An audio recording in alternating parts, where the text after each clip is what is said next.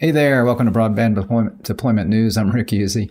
So Jessica Rosenworcel, chairwoman of the FCC, has provided some insight in a letter that she sent to a senator regarding potential alternative contribution factors for the Universal Service Fund. So we'll be right back to take a look at that letter.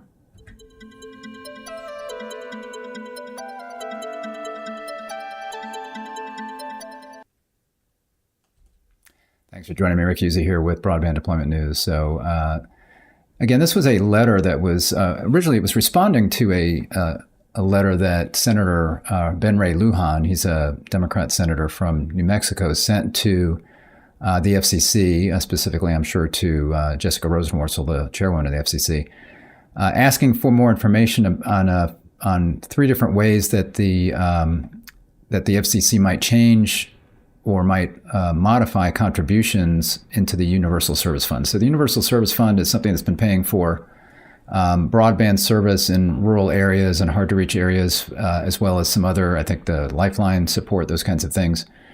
The problem has been it was working really well until suddenly we started having fewer and fewer people with telephone service, traditional telephone service, where because of that, then the folks contributing to the USF, the consumers that contribute to it, that's gotten smaller and smaller. So as broadband service has become more and more important, it's not so much important to fund phone service, there's fewer of that. We need to be helping to fund broadband services and being able to basically change the Universal Service Fund.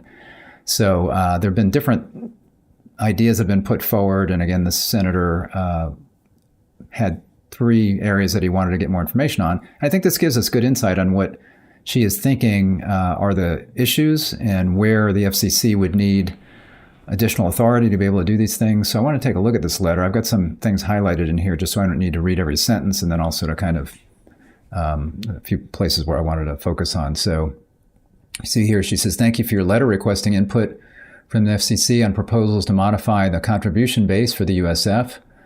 Since Congress last directed the Commission to establish the current contribution framework in 1996, there have been evolutionary changes in how we communicate, with a need for a broadband connection, eclipsing the home telephone as need to have service." So again, think back to 1996, and certainly that was just at the very dawn of internet service when everything was dial-up.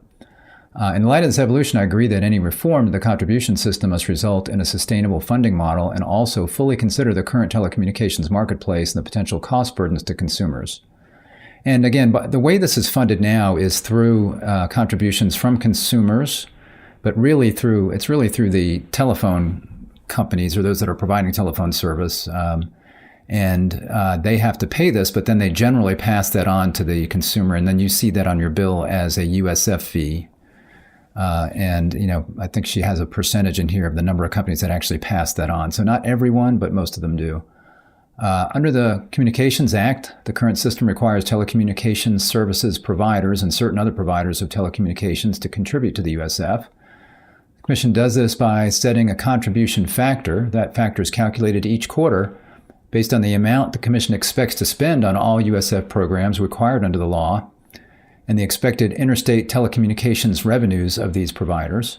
Providers are allowed to pass through their consumers their USF contributions. Over the past decade, USF disbursements have remained relatively stable, so that increases in the contribution factor are generally due to declining interstate telecommunications revenues. So the amount we're paying out is not that different over the years, but again, shrinking telecommunications revenues, primarily due to landline telephones and just in telephone service in general, is causing the contributions to go down. So she says here, now more than ever before, consumers are relying upon new internet-based services for messaging, streaming video, cloud computing, and gaming, and other purposes. Additionally, current contributors that provide a mix of these different types of services must apportion their revenues between telecommunications and non-telecommunications sources for purposes of contribution assessment. Over time, we see providers reporting a declining share of telecommunications revenue and an increasing share of non-accessible, meaning they can't assess, really it's accessible, not accessible, non-accessible, non-telecommunications revenues, which has led and continues to lead to a smaller and smaller contribution base. So for example, as these telecom providers have fewer and fewer telephone customers and more broadband consumers, or more revenue going towards that, you're seeing how the shifting is going from one to the other. On August 15, 2022, the Commission adopted a report detailing different options to reform the contribution system, the Future of USF report. Many of these reforms require legislative action and are not wholly within the authority of the Commission. Many also rely on assessing revenues from additional services or providers that currently are not direct USF contributors. Such entities include providers of broadband, digital advertising, various other edge services, or some combination of such entities. Currently, approximately 82% of U.S. contributors pass through their contribution costs to the end users, which are reflected in consumer bills. Thus, any reforms that increase the contribution base from services directly provided to consumers will likely be passed through and have a direct effect on consumers through charges on their monthly bills. So fewer consumers have been paying USF because a lot of them may not have services that have a USF fee on it. But obviously, if we then said, okay, every broadband customer is going to contribute to this, then everybody's got a broadband account. If the broadband provider passes that through, would then have to contribute to that. And there's other things here that could cause prices to go up in other areas. Something as non-broadband related as shoes, for example. I'll explain that in a minute. You requested that we provide information about potential impacts of 3 mechanisms to reform the contribution system. 1 would be expanding the contribution base to assess broadband revenues. 2, expanding the contribution base to include edge providers. And 3, expanding the contribution base to include digital advertising. She says it's useful at the outset to acknowledge that the third option is likely to have the smallest impact on consumer bills. That would be digital advertising. But it still could, and in kind of unexpected ways. First, based on publicly available data, the Commission anticipates that expanding the type of revenues used to fund USF to include revenues from mass market broadband providers, in addition to the revenues from current telecommunications contributors, is estimated to expand the contribution space to $250 billion, an increase of an additional $220 billion in revenue above the current base of approximately $33 billion. As a result, the Commission estimates the contribution factor would drop substantially to approximately 3.3%, assuming the current size of all USF programs. For reference, the contribution factor in the first quarter of 2024 is 34.6%. So you can see that would make the contribution factor, the amount that the broadband operators would have to put in, would go down quite a bit compared to what the telecommunications operators are having to do now. This change, however, would actually lead to an increase in the monthly broadband bills paid by the average household. And that's because broadband, that would suddenly be on a broadband customers as opposed to not having that charge on there. In fact, it would double the typical payment from an average USF line item of around $2 on consumer telephone bills to a combined total of approximately $4 on monthly broadband and telephone bills. And I don't understand that. There's no math behind this. I don't understand how you can increase the total, an additional $220 billion in the kitty and have that go up unless you need that money. So if we're increasing the contributions by $220 billion, do we need to increase the contributions? Why would we need to do that? If the current base is approximately $33 billion, and by adding broadband, we could get up to $220 billion. Why do we need the $220 billion more, up to $250 billion? Why do we need that? So therefore, why do we need to put that much money on the broadband bill? I don't understand what they're saying there, or why that's the case. Why do we need to put in $4 if we've got more money than we need? Because we're covering what we need now with this with the telephone line. So anyway, don't understand it. It's not explained. The monthly household payment would increase, even though the contribution factor would decrease, because the contribution factor would be applied for the first time to consumer broadband bills, in addition to telephone bills, which are generally higher than telephone bills. Well, that's true, yeah. Suddenly it was certainly increased because nobody right now has that charge on their broadband bill, or they shouldn't unless they've got some kind of voice service on it. So if the Affordable Connectivity Program, or the ACP, were rolled into the USF, it would significantly increase the size of the USF, resulting in an approximate $9 USF increase on monthly broadband and telephone bills. And that's because right now we got 23 billion or so people that are getting a $30 minimum subsidy on their broadband account. Roughly, I think it's 4 out of every 10 households qualify in the United States, I believe that's what it was, for the ACP. So that's a lot of money to throw into that. But again, I still think, since we've got this so much more money that would be coming from broadband, I'm not understanding exactly why the amounts would go up that much. This expected increase on household bills is broadly consistent with the record in the Future of USF report, which reflected assessing broadband would increase consumer broadband bills by $5.28 to $17.96 per month. And again, no idea where those numbers are coming from. So I don't understand that. It's important to understand that with a new broadband assessment, consumers would bear a larger burden of the total USF fees than under the present contribution system due to the proportion of broadband revenue that comes from residential customers.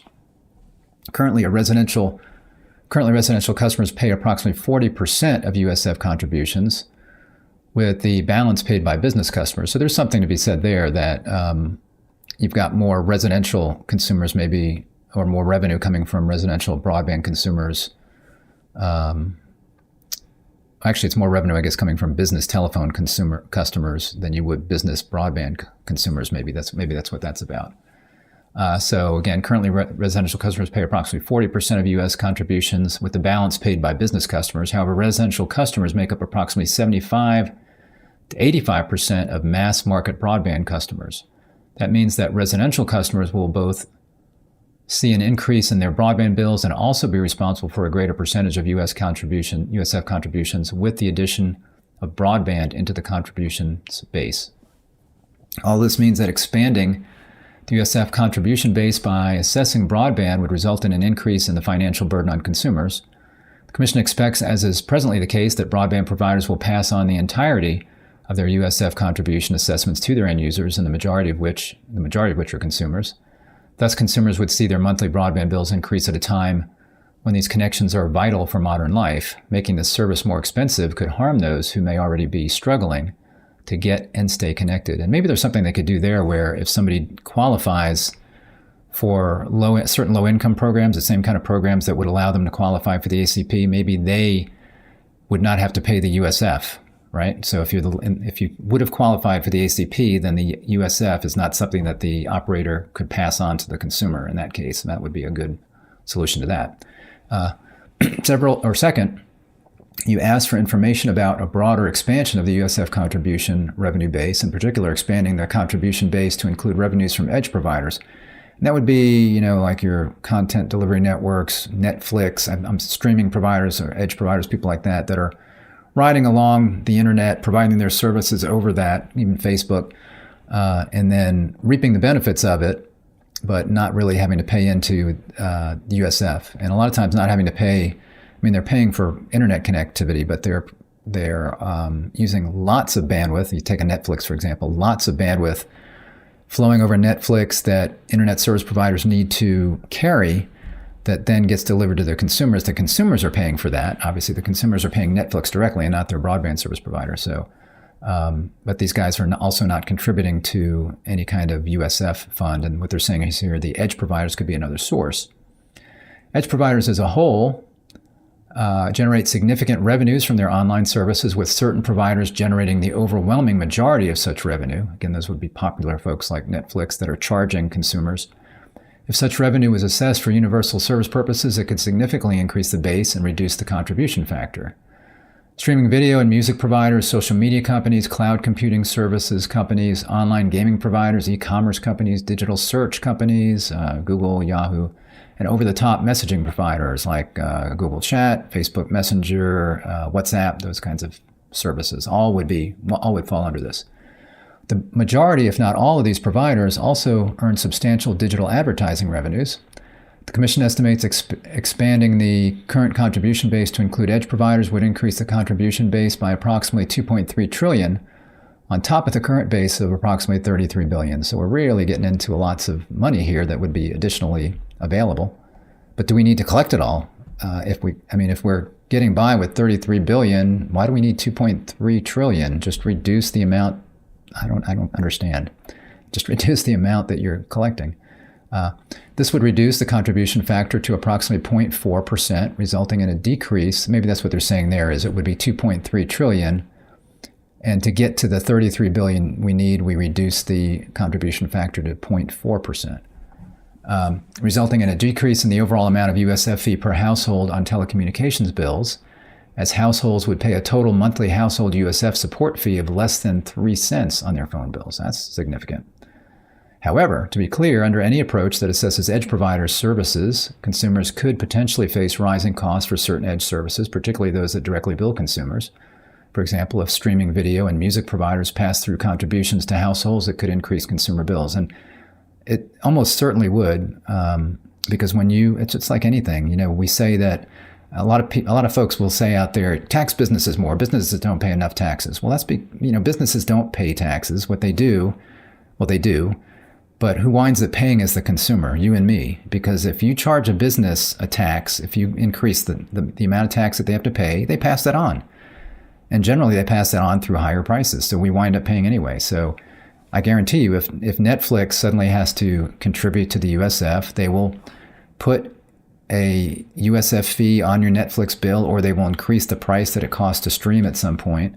And that will be a factor that will cause them to increase the price to stream. It could be the effect, they have to put everything in there.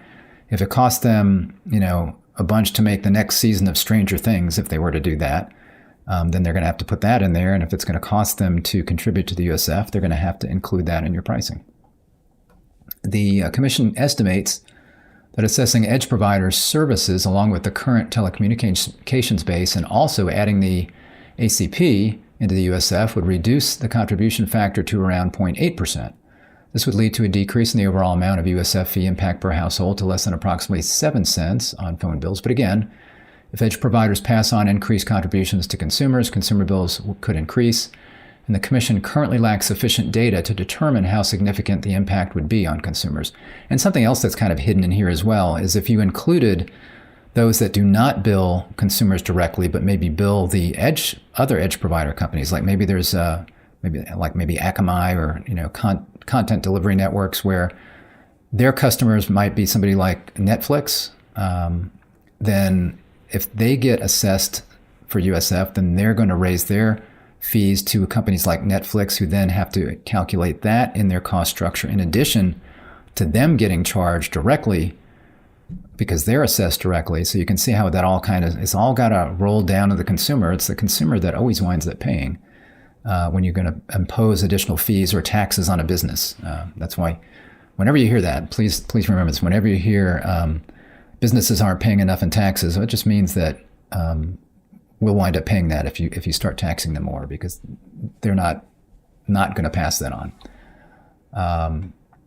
Let's see where I left this off here. So, but again, yes, as I mentioned, and it says here, consumer bills can increase, and the Commission currently lacks sufficient data to determine how significant the impact would be on consumers. So they don't know. It's just a lot of data to try to figure out. Third, you also asked us to consider expanding the contribution base to include a subset of edge providers. In this example, by projecting for digital advertising revenue alone. This approach would also require congressional action. Adding digital advertising revenue would likely have the smallest financial impact on consumer bills compared to other options. And that's because the consumers don't pay for the advertising, but who pays for the advertising? The businesses. So what did I just say? So if the businesses that are having to pay for digital advertising, if you assess the digital advertisers, they have to raise their costs or their prices to the businesses that are advertising. And then the businesses that are advertising, their costs go up. So they've got to raise the costs of whatever service they're providing. So again, Netflix, if you don't assess Netflix directly, but you assess, let's take Netflix first. If you don't assess them directly, but then you assess them on digital advertising, then anytime they place an ad for Netflix, then that ad would cost more. And that's increasing the cost of their business. And then overall, they've got to pass it on to consumers. Let's take a Facebook. Facebook does not charge the consumers at all. But if Facebook doesn't get assessed directly, but the advertising does, then Facebook on ads is going to have to charge more to those advertising on Facebook. And how does that impact consumers? Well, if the consumer wants to buy that product, let's take shoes. I mentioned shoes earlier, I think. So if you want to buy shoes online and that shoe provider is advertising online, they have lots of digital ads out there. If they're having to pay USF for all those digital ads, and the cost of shoes are going to go up. I guarantee it. How much? I don't know. Try and figure that out. Don't want to know, but it's just going to happen. That's just the way capitalism works. We just have to deal with that. Everybody wants to make profit. That's why they're in the business, and they don't. If there's any kind of cost that a business has, then they have to pass that on to the consumer in some form. Based on publicly available data, the Commission estimates that assessing revenues from only digital advertising providers, in addition to the current telecommunications contributors, would expand the contribution base to approximately $250 billion. This would result in a contribution factor of approximately 3.3%, assuming current USF demand. Unlike the expansion focused on broadband revenues, the Commission anticipates that assessing digital advertising revenue would lead to a decrease in USF fees on monthly household telephone bills to approximately 30 cents, because data indicates that an assessment on digital advertising is less likely to be passed on to consumers. I don't know what, it's just going to be spread out, and again, if you're going to charge a business more to advertise, they're either going to not advertise as much. That's the other option, obviously, is they could not advertise as much. Or if they're going to advertise the same amount and it's going to cost them more, they're going to pass that on. And it's whatever the consumer is buying that is being advertised. Again, shoes, Christmas trees, fire pits, all the stuff that you see popping up on your feeds. If the Affordable Connectivity Program were rolled into the USF, it would substantially increase the size of the USF. But in this case, we would expect consumers to see a decrease in their USF fee on their monthly telephone bill to approximately 70 cents. So in other words, it's less than they're paying today. So they could even, she's saying you could even roll the ACP into this. Our analysis of publicly available data and the record in the future of USF report that assessing only digital advertising as compared to all edge providers' revenues could have a smaller impact on consumer bills. This is because the nature of the digital advertising market makes it less likely that an assessment could be passed on to consumers, particularly in comparison to consumer-facing edge providers, such as streaming video, music, or gaming providers with subscription-based revenue models. However, our analysis would benefit from congressional authority to conduct a comprehensive study and data collection. And I do agree that if you were to just do the edge providers, you would see more of a direct impact on consumers of that product. But if a consumer doesn't really subscribe to any of those things, but they go out and they buy shoes, they might see an increase in their price of shoes because of digital advertising being impacted, and wouldn't see anything because they don't have Netflix or Disney Plus or any of those things. So it kind of spreads it out if you do the digital advertising a little bit more, but it's more concentrated if you get one of the services. Just like if you have a broadband account, you're going to get a fee if they assess broadband accounts, and if you have a Netflix account, you're going to get a fee if they assess the edge providers. In your letter, you also asked about impacts to the contribution base and factor if reform efforts only leverage business-to-business transactions. This would be a significant undertaking, and the Commission would require authority from Congress to require the collection of data from those business-to-business transactions conducted by companies over which the Commission does not currently have authority. In the Communications Act, Congress charged the Commission with, among other principles, developing a USF support system that is both predictable and sufficient to preserve and advance universal service. Under the current system, the Commission has the ability to adjust the quarterly contribution factor to respond to changes in USF demand and ensure enough funding is collected at all times. A set target contribution factor would remove this ability to respond timely to changes in USF demand, potentially creating a budget shortfall. If a shortfall occurred under a capped contribution factor target approach, funding for the USF programs would need to be adjusted downward accordingly. So she's saying this, doing this quarterly and then adjusting how much they're going to expect people to contribute is the best way to do it, and that makes sense. Eliminating the current contribution model and funding the USF through congressional appropriations may also negatively impact USF programs because they require certainty of funding. Although programs like the Emergency Broadband Benefit Program and the Affordable Connectivity Program were supported through the appropriations, the duration of these efforts is limited by the availability of funding from Congress. Very true, and this is why the ACP should not be funded through another congressional funding thing, because you have to go back to the well continually. And right now we're in an election year, and you're trying to go back to the well. And it might not get funded. It might. It depends on if it gets out of committee, then it would likely pass.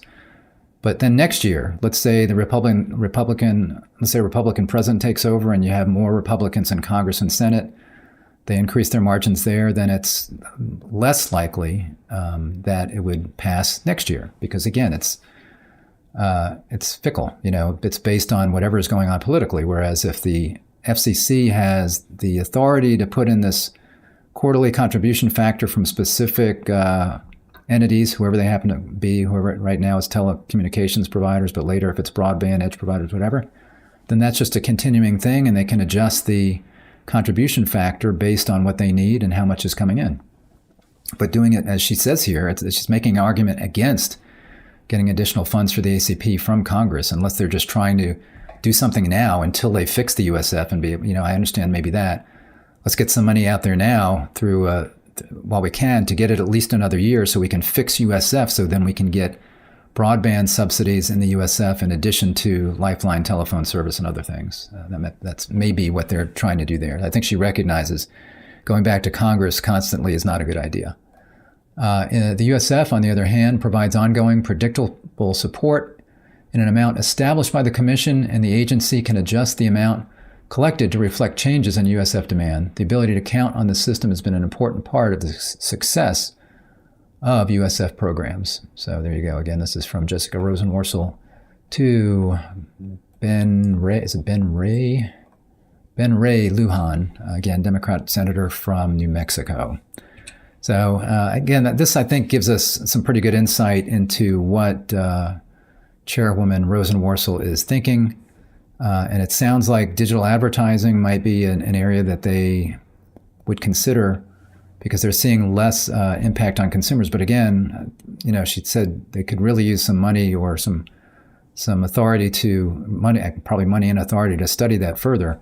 And I think when they study that further, they'll realize it's all the same amount of money. It's just wherever it's coming from. Consumers are going to have to pay from one bucket or another, or one pocket or another. And in some cases, some consumers will be impacted more by one way and others will be impacted more by another way. For consumers that have several streaming services, they might see a USF fee on each one of those. Netflix, Disney Plus, Hulu, whatever. They might see USF fees on all of those. For the consumer that doesn't have any streaming services, or maybe that is using free streaming services, fast, free ad-supported television, they wouldn't see that.